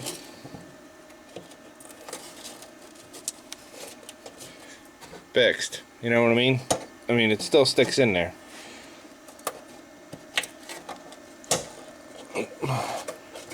You know what I mean? So if I didn't pull that out, you would have never known. And they're still tough to get out. But I'm gonna go start dinner, and I'm gonna cut that out. There comes a moment in every project where you gotta be like, yeah, this is as good as it's gonna be. That's actually holding itself in there. I even have that magnet resting on it. But I think that's pretty good. I got a little bit wider than I wanted to there. And, oh, you can't see it. Right up there. But it's nothing I don't think that if I stack my welds up pretty good, I can't fill in. Yeah. Let's buzz that in. Zip, zip, zip. I am going to have to apply like a little pressure here. Maybe pry a little bit there. But we'll see what happens. We'll start with the level spots and move from there. How about that? Alright. Load some 23 thousandths wire in that thing. Probably get this thing rolled out of the way. I'm gonna get that thing out of the way. I gotta spend like just a day in here and clean. That's what I need to do. But we're not gonna do that right now. We're gonna weld this up because right now that's more important to me. No other reason. I'm almost afraid to say it, but my best fitting ever patch panel, maybe in the floor of this Jeep. Boy, was that a fight to get to it though. I got a little burn through right there, but other than that, we're just zipping right along. You can barely fill an edge right there. This flush, that's flush. All the rest of this is pretty flush. Grinder down, covering some bed liner, you'll never know the difference. Be our little secret. Well, it's not factory, but it's pretty good. Alright, we're gonna grind those down some, and then probably call it good enough for now. Know what I mean? Is it perfect? Nope, but it's perfect for what it's for. Okay. You know, it's the one thing I hate about body work is whenever it's done right, you never know it was done. Huh. Anyway, yeah, I slapped a quick coat of Bondo on it. There's one or two spots I'm not super proud of, but at the same fact is like I said, I'm going to spread some bed liner on this. So, quite honestly, I probably could have just left the welds bare, but my OCD and penchant for doing things the hard way kind of got in the way. I guess that's where my son gets it. Hard way, George. I'm not going to tell him though. So, I don't know where I was when I last left off. I ran to Pittsburgh and splurged on some new seats. There and there. I don't know why. Maybe it's my crazy OCD nature, but I needed the pull and tumble feature to work on my Jeep. And yeah, I'm crazy. But I bought several other things. He also had this bumper off the guy, Tom's Jeeps, I think is what it was. I have his card somewhere. But if you're ever in the Pittsburgh area, he's easy to look up. I picked this up for a couple bucks. I mean, yeah, it's not perfect, but I mean, come on. It's Tuesday night. I've been trying to work on this as much as possible. I had a gauge issue, had to get a new gauge. Fixed up the floor some. I also bought the piece I needed to fix the rust spot in the floor that I swore I wasn't going to fix. Because, why not? I'm crazy. Anyway, tonight, I'm going to test fit the bumper. I'm going to finish taking these bolts out, which if you've never taken them out, you're gonna need a little bit of heat.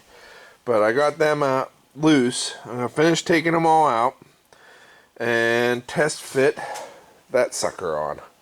So here we go. There, that looks cooler and cheap.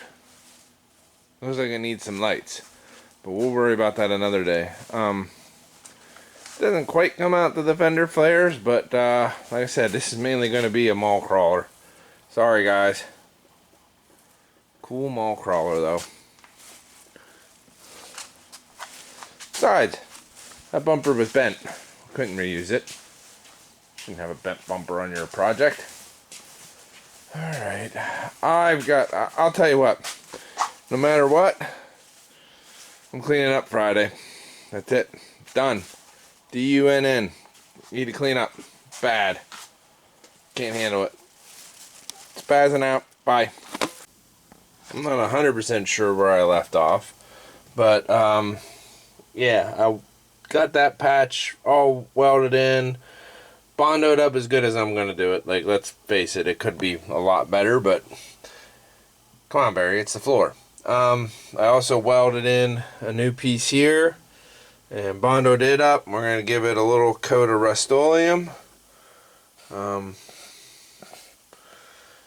so whenever I clean this out, we have to spray some water around. We don't lift up the Bondo. I honestly think I should almost just do the whole floor in this, but well, I'm gonna bedline it anyway.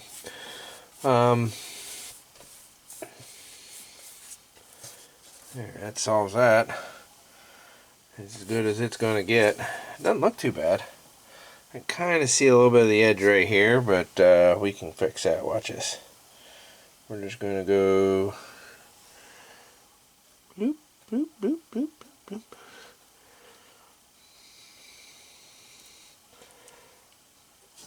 I can't run if it's already flat down. You can build up a nice little dam. Cover up that rough edge. Yeah, we'll let that tack up. Give it one more coat. Might just go ahead and coat that whole passenger floor for the heck of it. There's a lot of rust there. So, I've been scuffing and sanding. Just red Scotch-Brite all over the place. Like I said, the paint's dry. It's been about a week. I knew I was going to wash this, so I didn't want the reason I painted this was so that the water didn't get in the new Bondo. But the problem with bodywork is anytime you do something, it'll actually never be perfect. Because you'll see what's wrong with it. But you kind of have to decide at a certain point that it is what it is, you know what I mean? So I'm gonna spread some of this. We'll see how it works.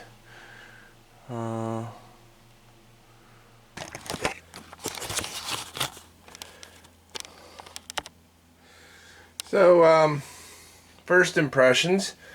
It goes on good enough. The brush, I liked it better for most of this, and I think that was because it's so much of an uneven surface, and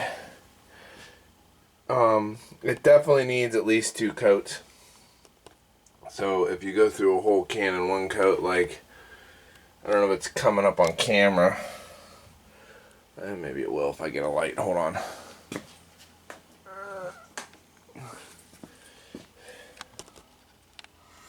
You can definitely see through it.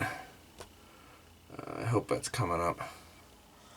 It didn't go full hide. It's not super thick, but I mean, what do you expect for something you just kind of roll and brush on? Probably not going to tape the second coat. Got to wait a couple hours to put it on.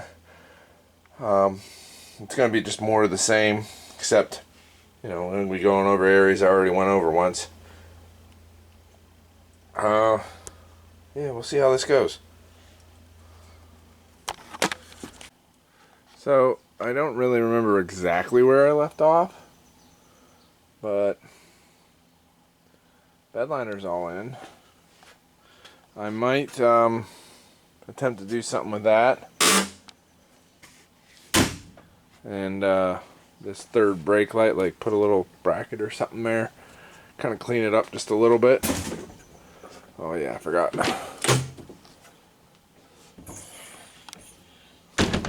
Gotta close the glass first. And then that. But I got the driver's seat in it. It's pretty nice. The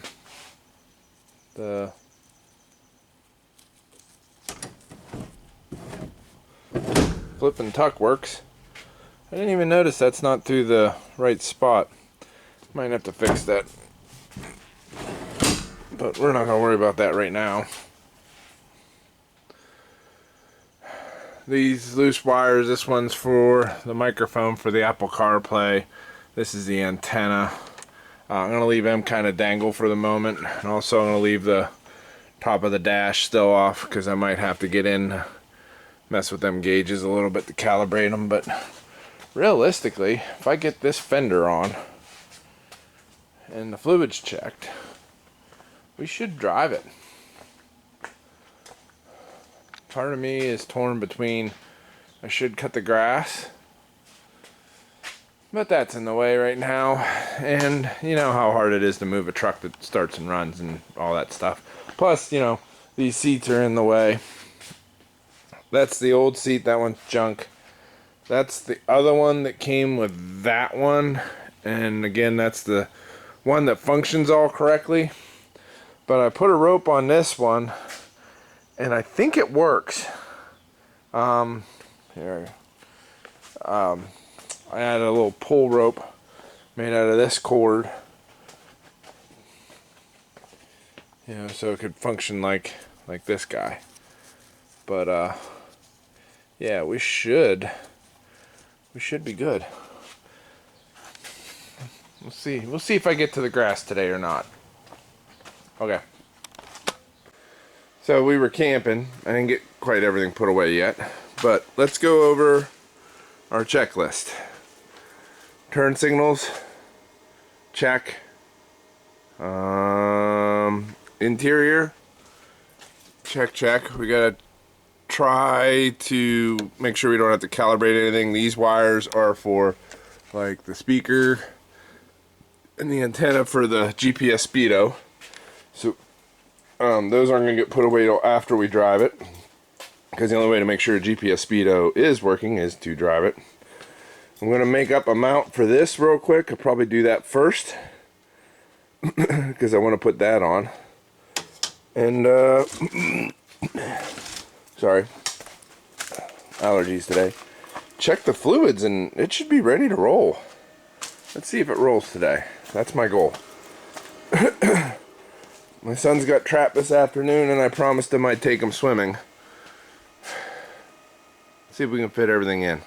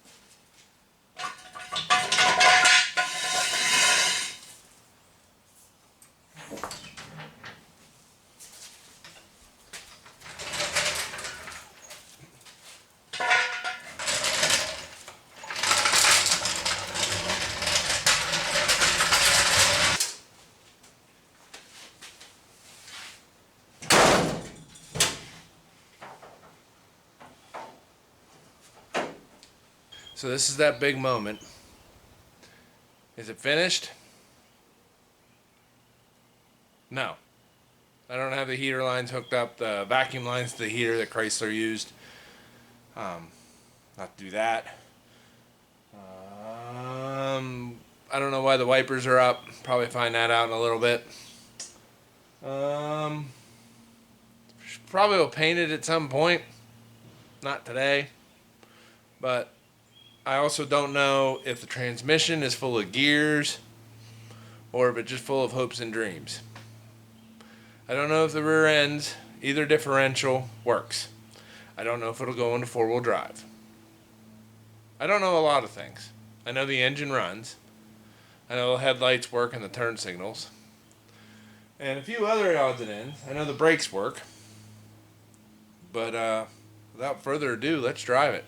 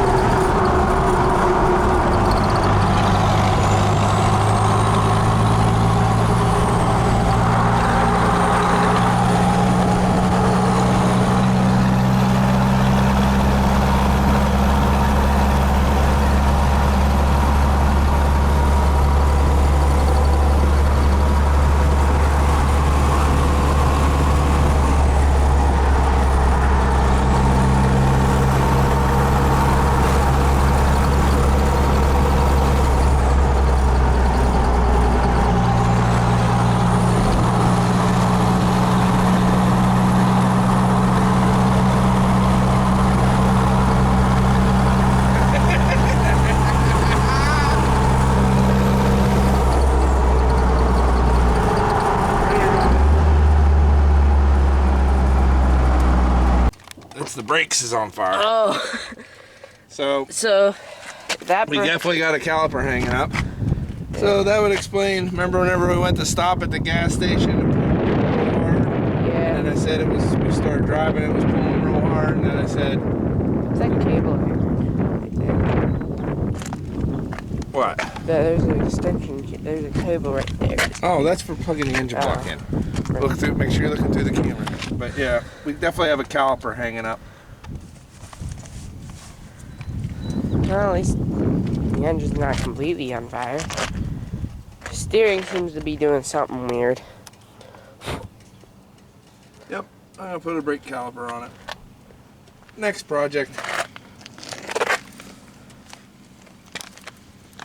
Alright, so the good news is most everything worked right. The bad news is front caliper's locked up. But the good news to that is I didn't touch them. So we'll get some new calipers on and get it rebuilt. Right now we're gonna have to get a trailer. Might have to figure out why my tack wasn't completely working there at the end. I thought we had an electrical fire, but it turns out that it was just brake caliper smoking. I'd even told George we were going to pull over and see what was going on, but the problem became self-evident very quickly. But hey, that's what happens when you have a long-term project. Alright, we're waiting on a ride. Alright. We'll come back, pick this up, and then drop it off at home.